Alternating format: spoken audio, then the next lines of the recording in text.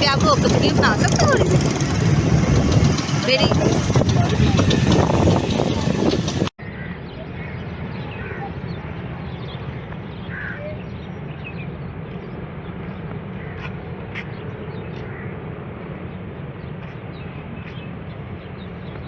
अस्सलाम वालेकुम जी। आज हम रावी के किनारे हैं और जैसा कि आप सब लोग जानते हैं कि रावी में सैलाब का खदशा है।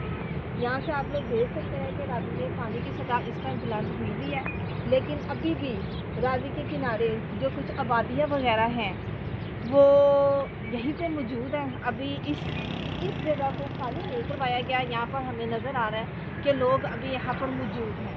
ताहम यहाँ के बारे में कहा गया है कि एहतियात के तौर पर इन लोगों को इस इलाके को खाली कर देना चाहिए। दूसरा, आप लोग देख रहे होंगे कि रावी के पुल पे भी बहुत सारी आवाम जो है वो मौजूद है और इस तरह से लोग नीचे भी जाने की कोशिश कर रहे हैं, लेकिन उनको यही इंस्ट्रक्शंस दी जा रही हैं कि अभी आप लोग दरिया में नीचे मत जाएं, पानी के करीब मत जाएं।